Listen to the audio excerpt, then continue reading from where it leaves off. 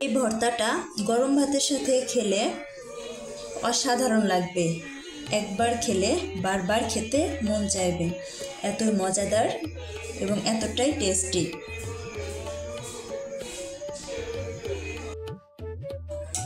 আসসালামু আলাইকুম, আশা করি সবাই ভালো আছেন। আলহামদুলিল্লাহ আমিও ভালো আছি। তো আজকে আপনাদের জন্য নিয়ে আসলাম নতুন একটা রেসিপি।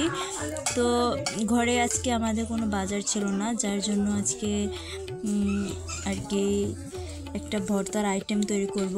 তো চিন্তা করলাম যে কি ভর্তা করা যায়, অনেক ভর্তাই তো খাওয়া হয়েছে, কিন্তু গরুর মাংস দিয়ে ভর্তা কখনো খেয়ে দেখিনি। তো আজকে এই ভর্তাটা তৈরি করব। তো সেই রেসিপিটাই হচ্ছে আপনাদের সাথে শেয়ার করতেছি। তো এখানে আমি এক টুকরো গরুর মাংস নিয়ে নিছি, সাথে নিয়ে নিছি রসুন কুচি, আদা কুচি।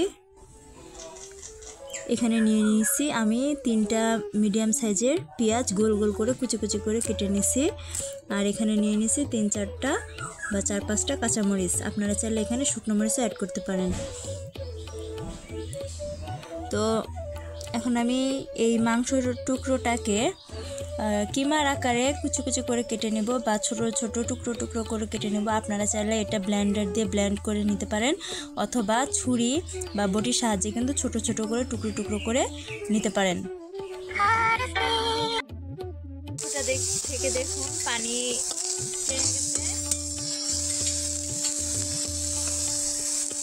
এখন এগুলো সব দিয়ে দিব। সেগুলো এখন বাদামি রং করে ভেজে নিব। তো ভাজার জন্য এখানে আমি সামান্য পরিমাণ তেল দিয়ে দিতেছি। তো দেখুন এইভাবে আমি নাড়াচাড়া দিয়ে খুব ভালোভাবে ভেজে নিতেছি।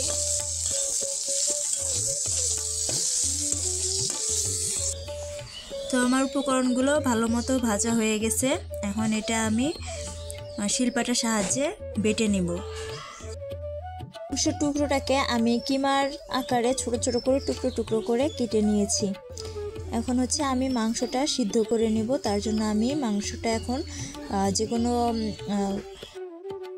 কড়াইতে হচ্ছে মাংস টুকরোগুলো ঢেলে দিচ্ছি।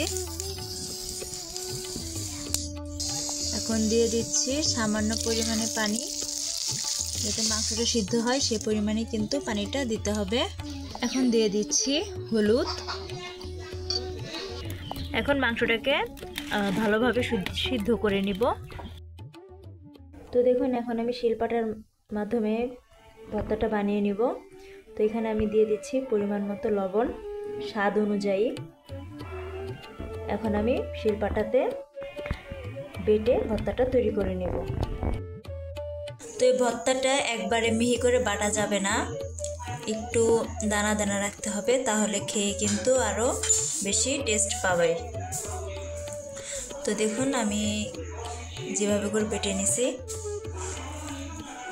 তো দেখুন আমারগুলো কি সুন্দর করে দানা দানা রয়েছে, এবং সেটা মিহিও কিন্তু আমি করিনি। তো আমার মাংস ভর্তাটা বানানো হয়ে গেছে। এখন এটা আমি বাটিতে তুলে নেব।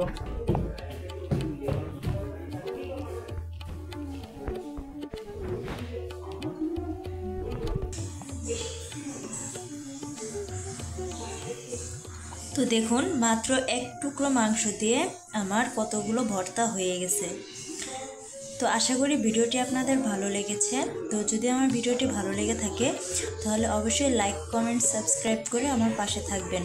প্লিজ প্লিজ আমাকে সাপোর্ট করবেন এরকম নতুন নতুন ভিডিও আপনাদের মাঝে শেয়ার করার জন্য। তো ভালো থাকবেন, সুস্থ থাকবেন। আল্লাহ হাফেজ।